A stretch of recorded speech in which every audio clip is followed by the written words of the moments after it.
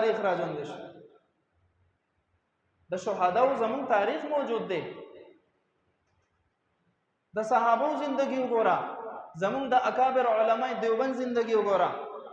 د دین اسلام د لپاره چې دې کومې قربانیاں کړې دي چې پاکستان په آزادۍ کې وګوره د علماو کردار انګریز لیکلي دي په خپل کتاب کې کله چې مونږ د هندستان د ځمکې نه وته نو یو ونه مونږ د سینې د لیدل چې په هغه پس د یو عالم تنه نه وځوړم دا کافر لیکلي دي په خپل کتاب کې زمون مسلمان نه زمون مسلمان اوس د مولا او د عالم د مدرسې د مسجد د مرکز چې کم مهنتونه دي دا غینه منکر دي پاغه باندې وباړې دي کړي سي دي تاسو کړي دي تم راته خو خپل کردار چې مونږ سن دي کړي تاسو کړي دي د دین د پاره تراشه خپل کردار او زما کردار او تعالی چې پته ولګي چې د دین اسلام د تحفظ لپاره چا وینې توې کړي دي نو صرف دومره د تاویم بای چې امت مسلمه د انتشار شکار دی په سوشل میډیا باندې دسه دغه يهود او نصاراو په چوکاټ باندې چې کم سپی پالل کېږي دک خلک د دین اسلام خلاف پروپاګاندا کوي د دې په پروپاګاندا کې باندې راځي څوک په مسجد خلاف بکواس کوي څوک د مدرسې خلاف بکواس کوي څوک د مسلمان د عقیده خلاف بکواس کوي مورد دی بیان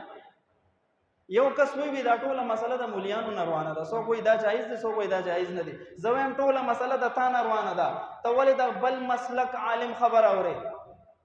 هر ګیره والا مولا دی هر ټوپه والا مولا دی په سوشل میډیا باندې څه پته لګي چې دا مولا دی او کو نه دی د عقیده او نظریه سره تا ته څه پته ده خو ته د هر شکل مور کنه د خپل مسلک سړی عالم دی مفتی دی شیخ الحدیث داغه بیان ورسه اصلاح دی وشي نت تناسته په دې عمر کې او د هر شا کلیپونه اوري او نشانه دی مونږ یو مولادسه لګ د الله نه ویریګا یو ورځ به خبر لورځي دا یو لفظ لیکل کیږي بغیر د ثبوت نه لګي خبره کې پروپاګاندا الزام لګي ته سوي چې دا ګناه کبیره نه ده الله دې زموږ استاد حفاظت فرمایي الله دې زموږ استاد د دین د مرکز د مسجد د ایمان د اعمال حفاظت فرمایي ورنه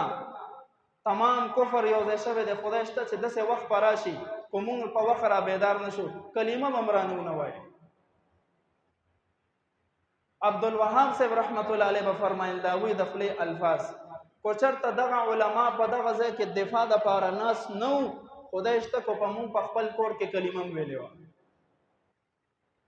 تر څو پورې به د غفلت په خوب ودیو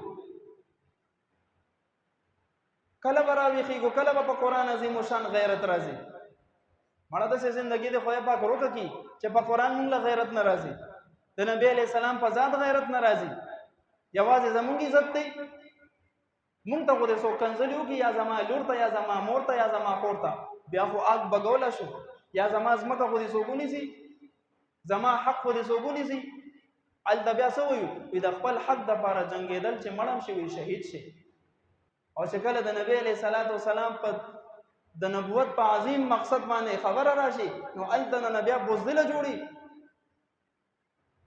په سوشل میډیا باندې د خپل وس مطابق په هر میدان کې د نبی علیہ الصلوۃ والسلام د ختم نبوت خبر عام کو دا خبره باندې چې